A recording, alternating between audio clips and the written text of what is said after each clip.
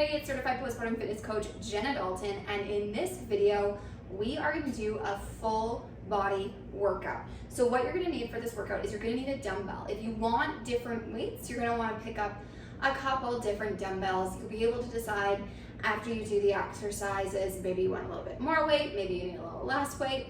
You can decide what works best for your body. You're also going to need a mat or a carpeted area of your house so it's comfortable to lie down, and you're going to want to have a step or be close to a couch or something that you can use for hip thrusts. If you're not sure what a hip thrust is, don't worry, I've got you. We'll get there. So to keep things super simple, we are going to be doing 5 different exercises, 15 reps of each exercise, and I'll take you through one set, and then you can decide if you want to do 1 or 2 more sets. I recommend that if you want to do this as a full body workout for about 30 to 40 minutes, that you do 3 sets. If you only have 10 or so minutes, just do the 1 set. That's totally fine. I recommend that you rest for about a minute between sets. So let's get started.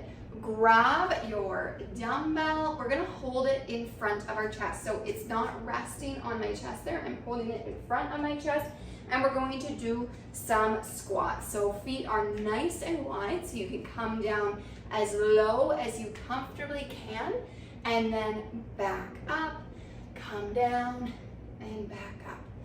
Excellent. Coming as low as you comfortably can while still sticking your bum back. So what I don't want to see is that as you come down, you kind of tuck that bum in there, under, come onto your toes, bring your knees forward a ton. I want you to keep that bum back. Knees can come over the toes a little bit, but we don't want them coming over so much that you're onto the toes more than the heels there. Give me 2 more. Last 1 and 2. Fantastic. Now we're going to head down onto the floor for some single arm presses. So you can come down, lie down on your back there. Knees are bent, and for a press, what we want to do is we don't want our arm up here. We also don't want our arm super duper close. It's kind of, you can think of it as like a 45-degree angle out. Shoulder is nice and relaxed. We push that weight up and over top of the chest there, bringing it in slightly.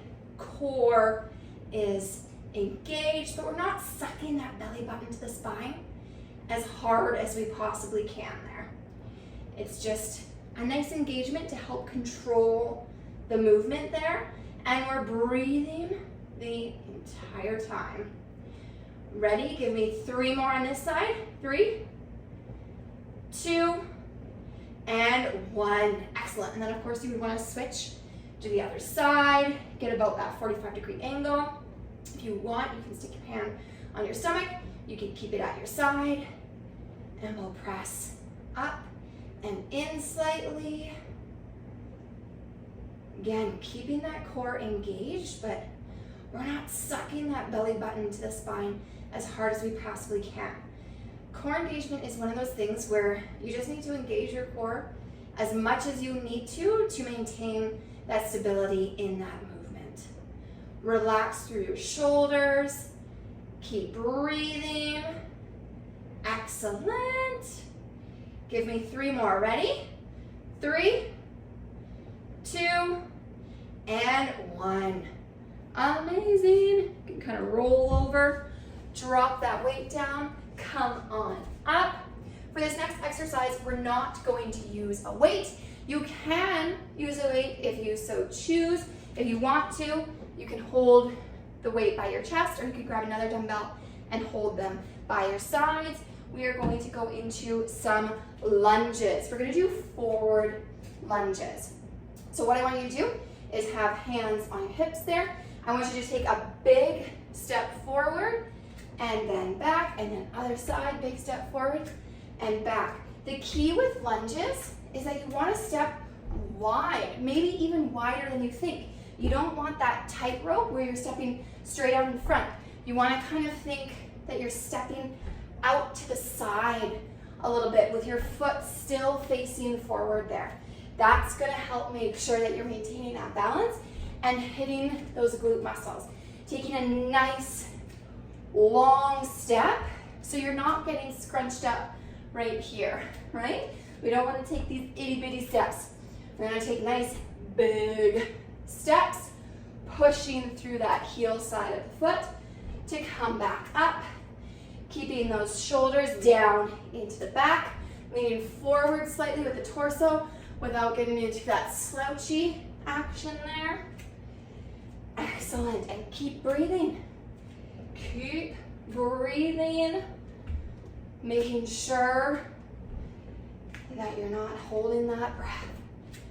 Good, give me 4 more. 4, 3, last 2, and 1. Amazing. This time we're gonna do something a little bit different. You probably haven't seen this before because I'm taking a traditional exercise and making it a little bit different. So we're gonna take that dumbbell in one hand. We're gonna put our feet a little bit wider than hip distance apart, get a nice athletic stance there. I'm gonna stick that butt back, bend the knees, and I'm gonna come down with a nice neutral spine. So I'm not tucking the butt under. I'm also not aggressively arching in the back there. Nice neutral spine, but coming as low as you comfortably can with the core still supported. And we're gonna bring that weight in towards the belly. Squeeze those shoulder blades together. Elbows stay nice and tight into the body there. Core is feeling nice and supported. You're not just letting that core go. You're making sure that there's a little bit of engagement there to help support you during the movement. Excellent. Squeeze those back muscles together. Give me 3 more. 3, last 2, and 1. Amazing. We have 1 more exercise. So for this one, we're gonna do hip thrusts, but we're gonna do a little bit of a different hip thrust because we're gonna add a weight and we're gonna add a pause, okay? So for hip thrusts, we want to set ourselves up so that the bottoms of our shoulder blades are against what you're leaning against. You can do this with a couch or a coffee table or an ottoman or something like that. Just make sure that it's something that's not gonna move on you. Even a chair, whatever you have on hand, use it. Just make sure that if it's going to move, push it right up against a wall so it doesn't move on you. So you put the bottoms of your shoulder blades against whatever you are using. You can put that weight on your lap there. Feet can be a little bit wider than hip distance apart, and you're going to press up, and I want you to pause for a second and then come down. So it's like 1,000, then come down, 2 1,000, come down, and keep going like that. You can see that my feet are underneath my knees when I'm at the top of that hip thrust. I'm also making sure that I'm coming all the way up. So I'm not coming part way. I'm not sticking in this area here. I'm coming all the way up, squeezing those glutes when I get to the top. And it's that hinge action, right? Where you start with that V shape in your hips and hinge, pushing those hips up towards the ceiling. Good. Pausing for a second at the top there. Excellent. That way we're not just rushing through it. Good, give me 3 more. 3, 2, and 1. Amazing. And you can see, in my case, my step moved a little bit. So if you're finding that whatever you're using is moving, push it right up against a wall. That should help make sure that it's not going to move for you. So, as I said, maybe that's your workout. Maybe you do 1 set that's feeling good, you're feeling strong, that's all the time and energy you have for today. fantastic. If you would like to do another 1 or 2 sets, go for it. Do 15 reps of each of the exercises, take about a minute break in between, and you are golden. If you want even more exercises and tips to help you in your postpartum fitness journey, be sure to head to janetdawson.com/free, where you can get an entire free workout program made just for moms. I'll see you there.